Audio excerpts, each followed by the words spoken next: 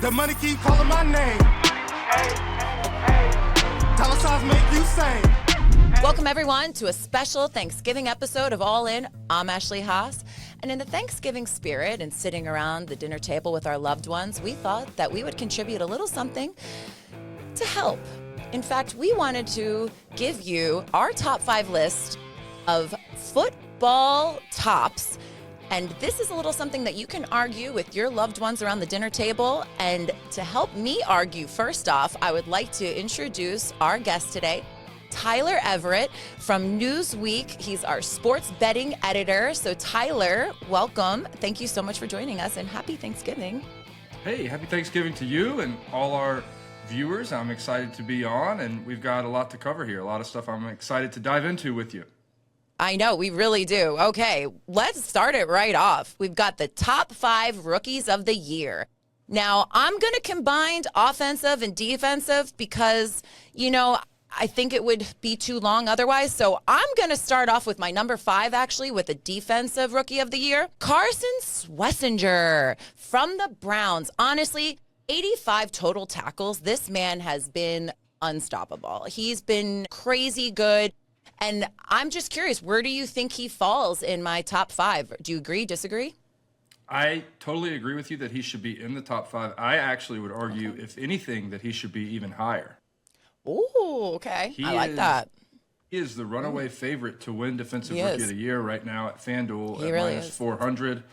I get offense is what we all pay attention to and care about more, but I think there's an argument he could maybe even be 3 or 4. But regardless, undeniable spot that he deserves at number 5. The question is higher or not, but we can move on to the others. But he's been phenomenal, period.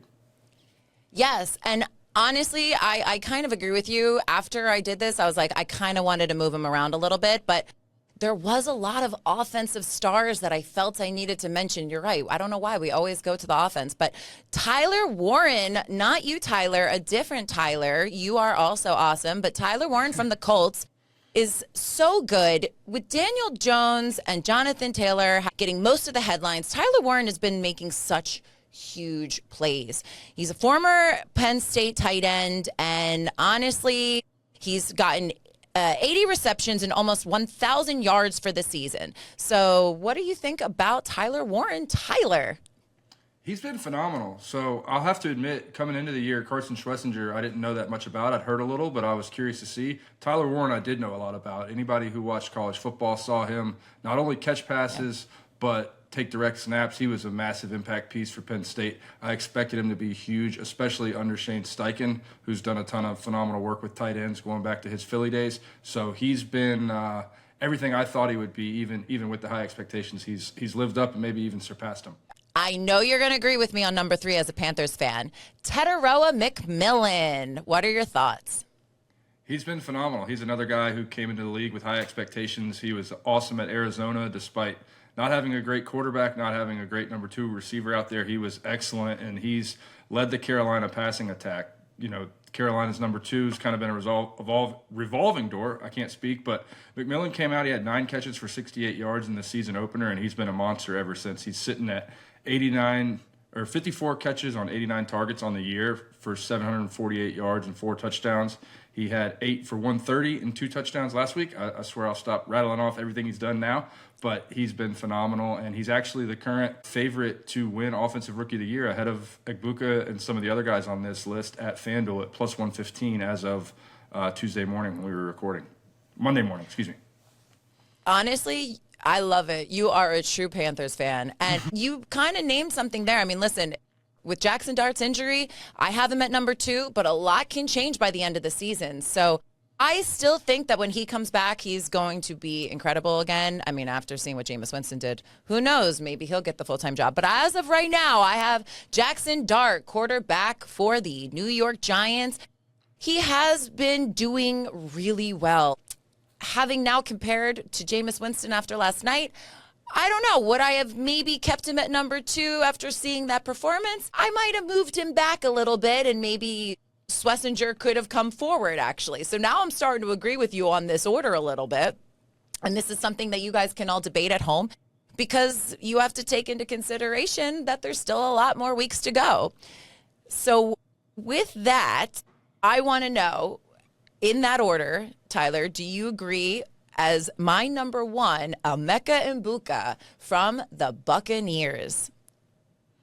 I love what he's done too. He's been awesome, especially early in the year. Tampa's had a lot of injuries. He was not supposed to have to be the number one guy with Evans and Godwin had they been healthy, but both those guys have fallen off, and Mbuka had a couple monster weeks mid-season. Believe he's been a little quieter lately as injuries have really kind of wrecked the Bucs, at least for the moment. Oof. And he's not done as much lately, but he was the favorite until McMillan's big performance last week, and then Dart was up there too before he was hurt. So I think it'll be one of those three guys with 7 weeks left. I don't want to take the air out of this, but it's probably going to change every week. But he's a worthy candidate to be up towards the top of that list as well, no doubt. There's something we have to take into consideration is injuries, because Scattaboo was my number one MVP for rookie of the year for offensive. I thought him even over Jackson Dart, and then an injury took. And unfortunately, I'm just going to give him an honorable mention because I do feel so bad that he was injured by my team. So that is our top. So what were you saying? Sorry, he'll be like the People's Rookie of the Year, right? Even though he is. He's like Mr. Congeniality. He's like the People's Rookie of the Year, yeah. Yeah, Mr. Congeniality. He's just so sweet. You know, he actually even said that he doesn't want to play anywhere but New York, no matter what happens. And I just thought, you really get the fan base. You are perfect. He's just going to be the personality of that team. You just know it. So, yeah, he's in our hearts as the Rookie of the Year. Let's go into the top 5 biggest surprises in the NFL this season. So this is a category we can go in 2 different directions, good surprises and bad surprises.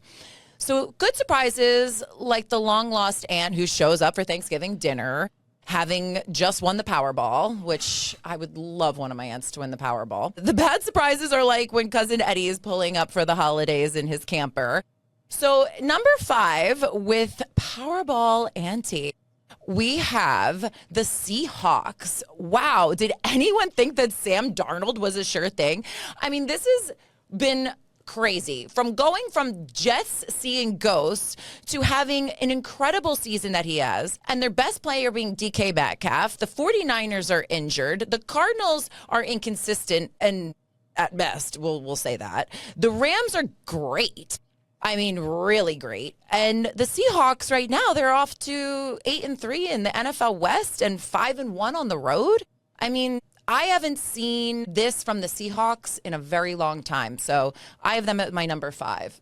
Yeah, I agree with all the positives you said. I could argue they should be even higher. I thought the defense would be really good for them, but I wondered about Darnold, like I think we all did. And he's been more than good enough, with one really glaring exception last week against the Rams. But they've been phenomenal. Yeah. That defense under Mike McDonald has a good argument of being the number 1 in the whole league. The only reason they lost to the Rams was because of all Darnold's turnovers. But defensively, they played well enough to win that game, kept it close despite all the things that went against them. So no argument for me. The question on Seattle is how high do you put them up? But, yeah, they've been incredible. Yeah, that is true. I mean, again, there's still some time left, and there's going to be some hard games left in their schedule, so we shall see. And number 4 is the Cousin Eddie. We have the Houston Texans. People are talking about the Texans as a dark horse, as Super Bowl candidates in August, but no more. I mean, they come out of the gate losing their first of 3 games, and they still have 2 games against the Colts, 1 at the Kansas City Chiefs. I mean, they have the Chargers to come, CJ Stroud, and then regressed, and then he got hurt, and Nick Chubb isn't the same player, so there's just no life left on their offense. Their defense is great, but if you can't score, you know, what's that going to do? So I don't know. I have the Texans as Cousin Eddie. A few weeks ago, I would have agreed with you 100%. Now, I would push back a bit just because they're 6-2 since that bad start. They've even won 3 games in a row with Davis Mills. They beat the Bills last week, but before a couple weeks ago, absolutely, they were a wreck, and I still don't think the offense is going to be good enough to get them into the playoffs, but they've got a top 3 defense probably. Them and Seattle both have arguments of having the number 1 defense in the league, so they've done some right, but the offense has been bad, and they're certainly not going to live up to their preseason expectations. So I get why they would be in the bad surprise category right now, no doubt. Coming in at number 3, the age of the super kicker. It has been astonishing. These kickers are now making 60-plus yard field goals look easy. There have been 6 field goals in NFL history of 64 yards or longer, and 4 of them in the last 12 months. 3 of them have been this season, including Cam Little's all-time record of a 68-yarder. But through week 10 of the NFL season, there have been 27 missed extra points. So I guess they are human after all. Tyler, thoughts?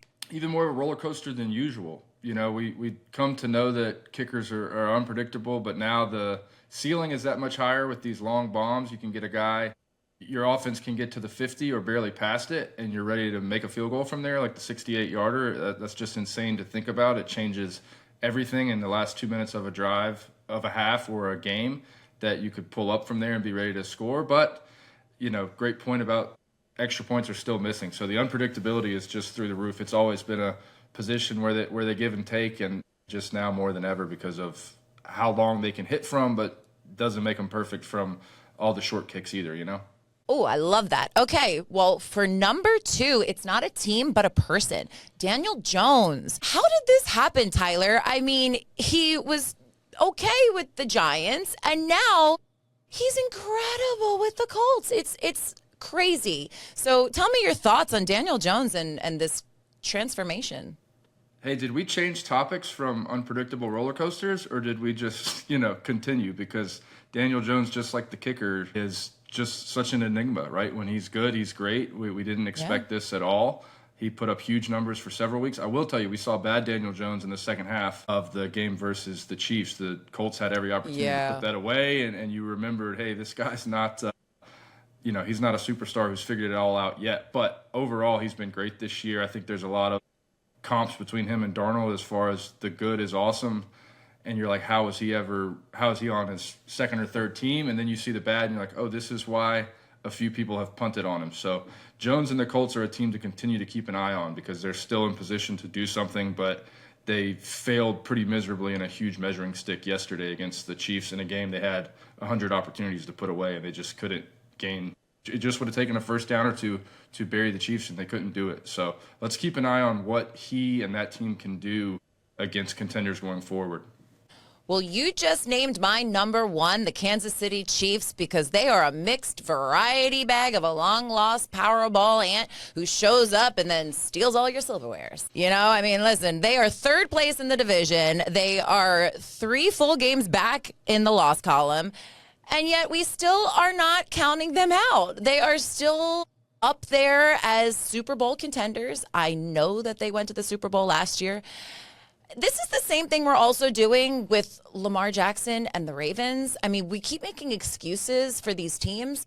I don't know if the Chiefs are good, great, terrible, mediocre, confused, starstruck. I don't know. I mean, it's a mixed bag of confusion. I never know which team is going to show up. And honestly, I stayed away from that game. I was so close to taking the Colts. I would have taken the Colts plus the 3.5 points. But you never know. So I stayed away. So what are your thoughts on the Chiefs?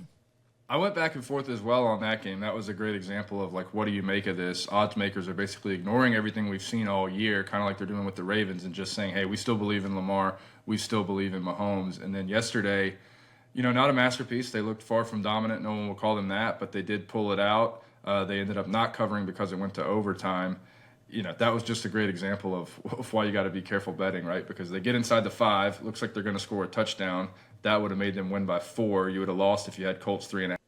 Instead, they settle for the field goal. We go to overtime field goal. Colts 3.5 ends up cashing. Just wild. But the Chiefs are so hard to figure out because a lot of those pieces are there, but they have holes. They looked great beating the Colts yesterday. They also have a big win over the Lions that shows what they can do at their best. But the record's tough, and it's really uphill. They were going to be buried, I think, if they didn't win yesterday. They're still alive. But I agree. They had it. It was a do-or-die game for them.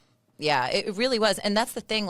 The Chiefs, I mean, they keep things tight. I mean, last week, It was so close with the Broncos, and, I was so mad because I actually took that game to go into overtime, and then I also took the over, and the only way I would have lost was with a field goal, and then they kicked the field goal, and so I double lost. I didn't get the over by half a point, and I also lost because, So it was just cruel, they didn't do the overtime.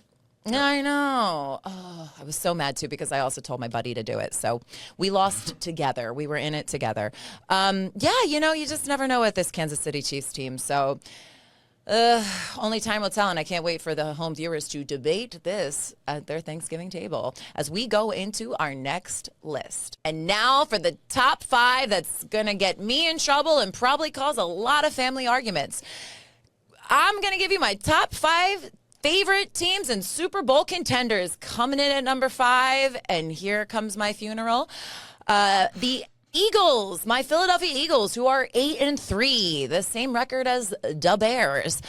I know that I should probably be putting the Super Bowl current reigning champs a little bit higher, but I can't. I have zero faith in us, especially after seeing a loss to the Cowboys and just this constant need for tush push when it's not the only weapon that we have. Like, we have other moves, we could take a playbook out of the Giants and do some trick plays. But honestly, Tyler, what do you think of my number 5 Super Bowl contender, the Philadelphia Eagles?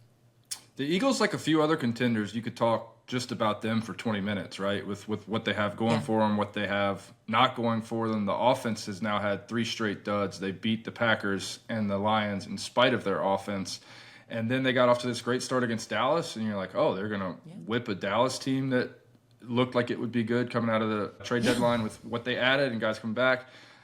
Taking my sweet time getting there, but the Eagles then obviously, as we've all have heard and saw, that game got away from them. They had some bad turnovers. The offense did nothing in the second half. They lose to a Dallas team that's, right at 500. And, for the second time in 3 years, it's like, what's going on with the offensive coordinator? What's going on with Jalen Hurts? Et cetera, et cetera. That's what we're saying. You're saying what's going on, and that's why I have them at number 5.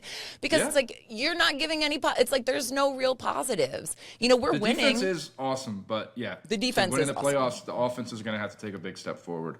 And that's hence all the hand-wringing in Philly and all the quote-unquote love for Kevin Patullo. That's a tough spot for him to be in. Hot water would be an understatement for where he stands with Philly fans and with the whole NFL, because the pieces are there for the Eagles. But they were so good at running the ball last year, and it made Hurts' life really easy. And now with an average or below average running game, which is still staggering to see that O-line and Barkley not be able to run the ball, but we're 11 games in, and the running game is just not there. And with that being average, the passing game is unpredictable, would be charitable. So this is just not it's an understatement to say this is not a Super Bowl offense. This is an offense that might make you go one and done in the playoffs if they don't figure something out. I agree completely, which is why I have them at number 5. And coming in at number 4 is a team that is known for their offense, the Buffalo Bills. They're 7-4 currently, and Josh Allen has had a stellar performance. But I will say this. Somehow they don't play well against the teams they should beat, and also division rivals. I am scared that the Bills will do what the Bills do, and they will go almost all the way and then choke at the end. I really want to see Josh Allen win a Super Bowl so bad. I just feel like he deserves it. He has had an incredible season, so I'd like to know, what do you think of the Bills at number 4? I'm worried about the Bills, too, at least relative to the very top teams in the league. Obviously, the case for Allen writes itself. He's phenomenal. But the strengths of the Bills in our head are, and on paper, the stats back it up, but it's Allen, and that offensive line is really good, and they can usually run the ball. Now, this was against a phenomenal Texans D-line, but Allen got sacked 8 times. They couldn't move the ball at all. Again, no shame in not being able to score much on a good Houston team, especially on the road on a Thursday night on a short turnaround. But there's questions about the Bills' D being able to stop the run, too. They're absolutely going to be in the playoffs, and Allen's going to keep a game interesting and or win them a game or two or more. But I'm not high on the Bills either, just because there's not enough at receiver around Allen. the running game is good, but you need more at receiver, which is what we've said about the Bills for multiple years now, and they just haven't addressed it. And that loss to Houston was really concerning because they're going to see some more good defenses. Maybe not Houston level good, but they're going to see a lot more good defenses if they want to win in January. So I'm not too bullish on them winning more than a playoff game as of right now at 7-4. Yeah, that's interesting. And I was wondering if you were going to agree or disagree. So that is quite. It is quite concerning for the Bills, so yeah, we'll have to see. And coming in at number 3, we have the Denver Broncos, which might have been the most surprising team all season. They are 9-2. They beat the Chiefs, and honestly, their defense is elite. I mean, this team, led by Bo Nix, has been chef's kiss incredible. Like, I can't even, I'm in shock. I'm in shock. Yeah. They've been really, really good. Everybody knows about the defense, and the knock before the Chiefs game was, okay, they've beaten a bunch of bad teams. A lot of them have been close.